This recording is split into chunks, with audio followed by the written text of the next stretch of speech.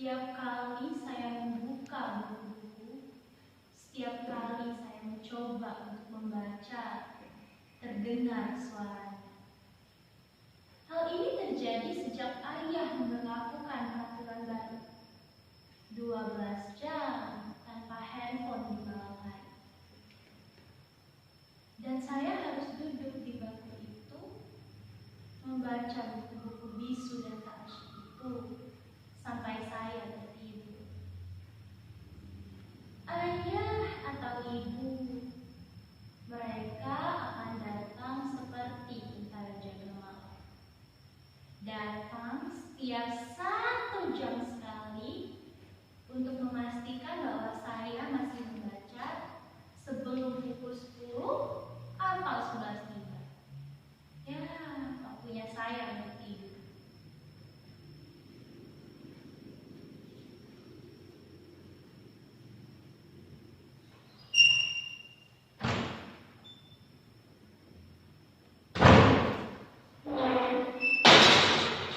Pintu itu tak boleh saya kunci sebelum jam waktu tidur tiba.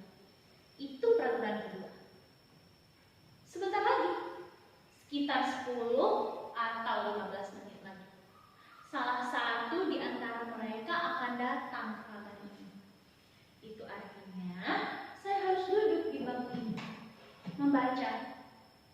Tapi sebelum hal itu terjadi, izinkan saya berbagi cerita kepada hadirin yang secara langsung menyaksikan penderitaan saya di kamar ini maupun melalui Zoom. Saya bukannya tak berusaha.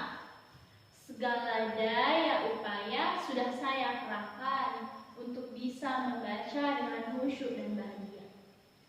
Saya juga sudah memotivasi diri dengan hal-hal yang saya ingat, seperti pantun, pepatah, yel-yel penyemangat belajar, kata-kata mutiara, bahkan kritik tajam para pakar mengenai bahaya kecanduan handphone.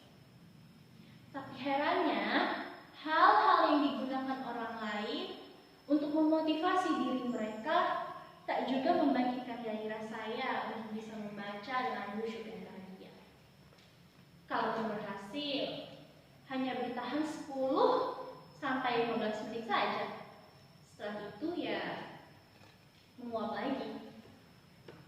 Sedangkan kritik tajam para pakar itu tak juga mengurangi kerinduan saya untuk selalu dekat dan terus bersama handphone. Kalau saja mengubah diri bisa dilakukan serenyah ceramahnya Mario Teguh, mungkin saya tak menderita begini lagi. Apa? Saudara-saudara tak percaya bahwa saya menderita? Apa tak terlihat penderitaan itu di wajah saya, di sorot mata saya, di getar suara saya, di seluruh tubuh saya ini? Ini bukan seperti acting drama monolog anak-anak SMA itu loh. Ini real, ini nyata. Saya memang sedang menderita. Bahkan kalau penderitaan itu saya tuangkan ke dalam sebuah puisi, saya yakin saudara-saudara tak akan mampu membacanya tanpa meneteskan air mata. Apa? Saudara-saudara tak percaya bahwa saat ini saya sedang dibuli sepi dan dikepung sedih? Baiklah, sekarang saya bertanya kepada saudara.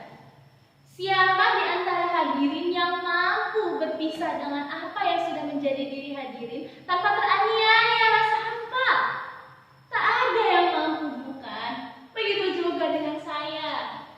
Sebuah handphone bukan lagi sekedar benda biasa. Ia sudah menjadi bibit dalam diri kita, bahkan hidup kita. Bayangkan, sejak kecil ia selalu menemani kita.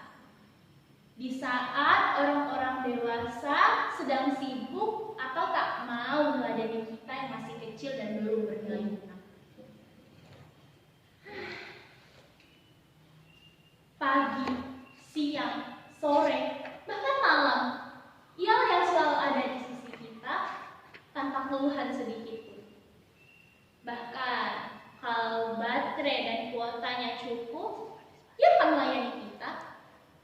Kemanapun kita ingin bertamasya, apapun yang ingin kita kunjungi, ia selalu bersedia. Bahkan, kita bisa lebih dekat dengan mereka daripada dengan sesama kita. Itulah mengapa berpisah dengannya meski cuma saban malam, seperti melewati bertahun-tahun kesepian. Oh handphoneku, betapa berat dan panjang jalan yang harus kutempuh untuk kembali bisa bersama. Sejak pertama saya mengenal membaca dan menulis, saya sudah menuliskan nama saya di dalamnya. Araya. Saya juga sempat berganti-ganti partner dari satu handphone ke handphone lainnya. Tetapi apapun jenisnya, sikap mereka tetap sama, setia melayani dan menemani. Tak pernah berkurang sedikit. Bahkan semakin canggih jalan yang mereka berikan kepada kita. Coba bandingkan konsistensi dan kesetiaan mereka dengan kita. Berganti partner, berganti juga sikap dan kebiasaannya. Apalagi pergantian pimpinan. Bisa semakin baik atau malah semakin anjlok mutunya. Maaf, saya agak ngelantur.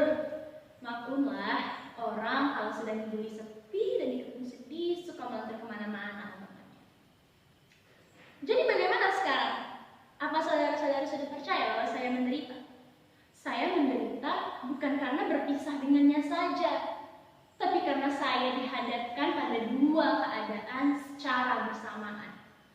Di satu sisi saya tahu, ayah ingin saya punya prestasi dan maju dalam studi. Tapi di sisi lain, seluruh diri saya, seluruh kesadaran saya, seluruh hidup saya sudah lama hidup. Sejak kecil bahkan, dengan dia yang selalu ada di sisi saya. Bahkan, sebelum ada peraturan itu, ia biasa tidur di sisi saya atau rebah di dada saya.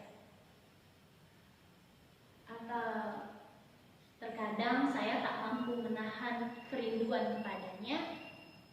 Saya ambil casingnya dan saya dekatkan ke dada saya seperti ini.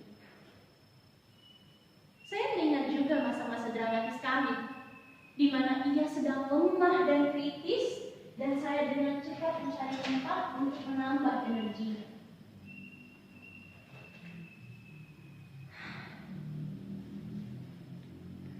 Tak ada yang lebih membahagiakan selain mendengar suara renyah dan riang. Bertamasya dengannya kemanapun saya mau dan mengunjungi situs-situs atau menikmati hidangan lezat yang ditawarkan. Ia sudah membuat hidup ini amat mudah, simpel, lebih cepat. Ia tak akan membuat kita menunggu lebih lama. Ia bisa membahagiakan kita tepat di saat kita menginginkannya. Bahkan sekarang ia bisa memberitahu kita apa saja dengan cepat tanpa perlu kita mengerahkan tenaga. Jadi, bagaimana bisa saya bersabar berlama-lama dengan buku-buku ini untuk menata masa depan? Itu sangat menghabiskan waktu, tenaga, dan pikiran. Sedangkan sekarang kita hidup di zaman yang serba cepat dan ringkas. Siapa yang tidak bisa cepat dan ringkas akan ditinggalkan, akan menjadi fosil penghuni museum peradaban. Saya sebenarnya sudah pernah hampir berhasil untuk tidak bergantung dengannya, kecuali dengan hal-hal penting saja. Tetapi pada satu malam, ketika saya memergoki ayah dan ibu sedang asyik dan begitu intim dengan handphone mereka masing-masing, saya jadi merasa terkhianati. Sejak saat itu, kemampuan saya untuk bisa berpisah dengannya semakin menurun. Bahkan kini ia ada di dalam kepala saya. Ia menjadi denyut dalam jantung saya. Saya sudah terlambat dalam mencintainya.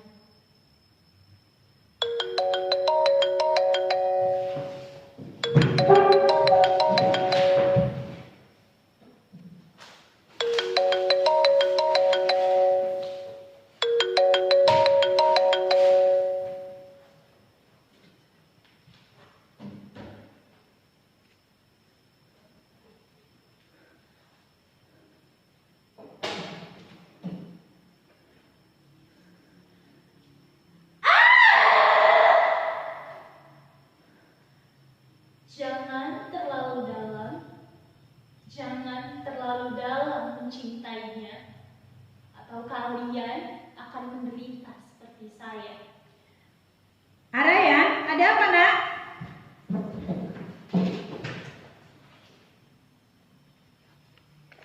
Betapa panjang jalan yang harus kutempuh, tapi inilah yang harus kulakukan untuk bisa mendapatkan kelahiranku kembali.